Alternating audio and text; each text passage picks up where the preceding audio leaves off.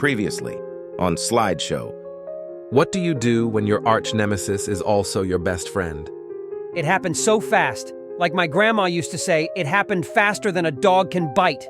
I've discovered there's a pattern to the boundary between life and death. I'd like to create something of significance before I die, or shortly thereafter. That crow's got a mighty weird energy. Funny, I sometimes forget I have a master's degree in art. You look both younger and older than the last time I saw you. This is the kind of shit that throws off my inventory. We're all just part of a failed experiment called the human race. It turns out time travel doesn't smell like broccoli at all. I've always admired people who can identify old cars by make, model, and year. It's an original art piece. I call it plastic crap glued to a coffee can. What the fuck was that thing? All the best songs remind the listener of their own mortality. My dog on her walk likes to leave like 3 dots of pee, as if to say, I was here. I called her Kilroy, but my dog is so young she didn't get the reference. My dog loves variety, and she demands it every day at the same exact time. Do you even know how dogs work? At this point, I'm not sure if you're setting a good or bad example for these kids, because my life is kind of confusing right now. You don't understand. I don't seek the spotlight. The spotlight seeks me. That was representative of the state of my mental health journey at the time. I'm just a B+, pretending to be an A-. Have you ever noticed how many 1950s rock and roll songs are about rock and roll? Sorry, I can't go. I'm tied up in this lawsuit on account of I was selling semi-permanent sidewalk chalk. Of course I'm an optimist. I always want things to be better than they are. I've begun to wonder whether AI doesn't stand for asinine idiot.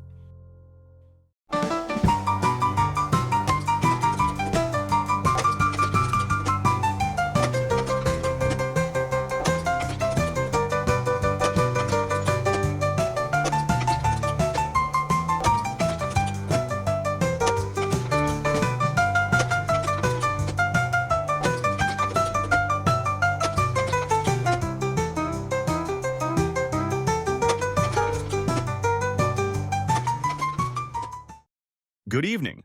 Welcome to our first season finale for Slideshow, an 11-minute YouTube program where we explore the rapidly developing state of generative AI. I'm your host, Taryn Boylan. For our final episode of the season, let's take a look at some of the feedback we've gotten so far. We're still trying to find an audience, and of course, we'd very much appreciate it if you'd not only like, subscribe, and share the YouTube link, but also let your friends know about our little program. Anyhow, let's dive right into a segment we like to call Slideshow Mailbag. Our first letter comes from one of my former colleagues about our Too Many Guest Stars episode. He writes, Hi Taryn, you've been honest with me in the past, so I'm going to be honest with you. When I saw you had posted this on Facebook, I watched about 30 seconds before I... Pick up the phone. I'm not doing that again. Why not? It looks stupid. And then I'm stuck that way for the rest of the episode. Let's just cut to the turtleneck dude. Hello, Taryn. It's me again. Hi, what was your name again? It's Trevor. One would think you'd already know that, but... Hi, Trevor. Once again, you've interrupted our show. What can I do for you? You know that client of mine? The one with the... unfathomably deep pockets. Go on.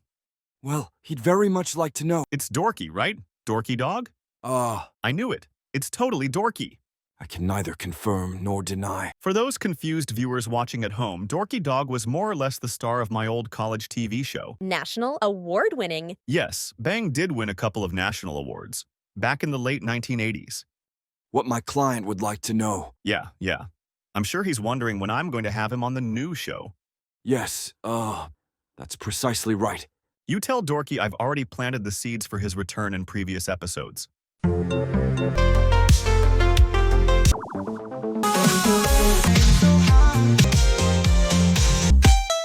Proceed to phase 2. He's well aware of that. I'm still working out the generative AI workflows needed to bring him back properly. Giving the illusion of life to a non-human anthropomorphic cartoon dog isn't as easy as you'd think. Hopefully, I'll have the kinks worked out in time for Season 2. I don't know if that answer is going to satisfy him. Mr. Dog is really kind of... He's a lot, I know. but he's waited 35 years. He can wait a bit longer. You tell him I've got plans for him. Big plans. Very well. Anything else? I've still got a show to do. What about me?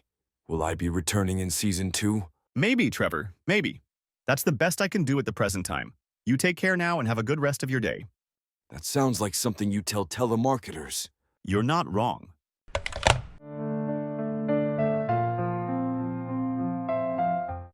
Okay then. Maybe we'll have time next season for our viewer mail segment. But for now, here's Ellie. Puppy love. It's puppy love.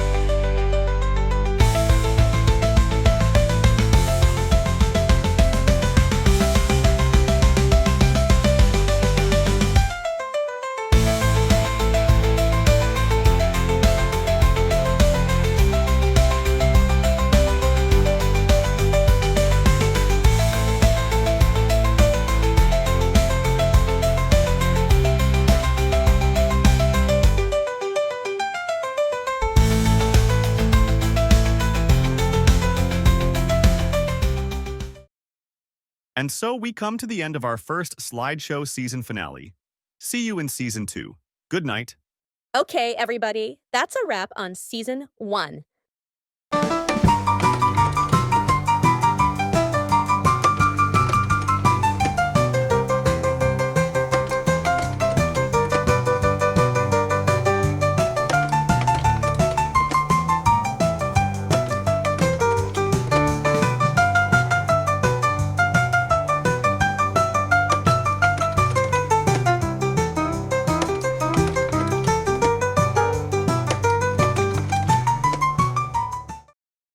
Next season on Slideshow.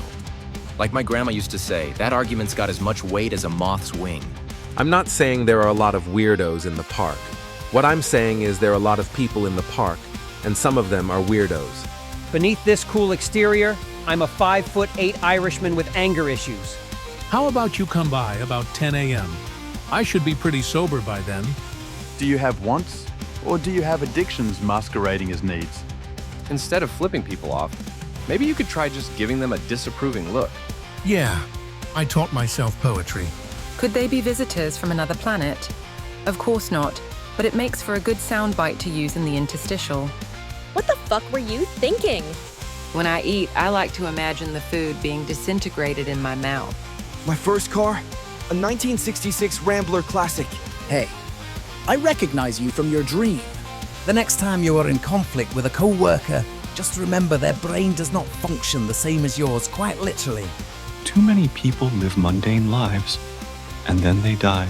Walt Disney basically took an idealized portrait of his childhood and turned it into a section of his theme park. If I were a character on a soap opera, my death would occur off-screen.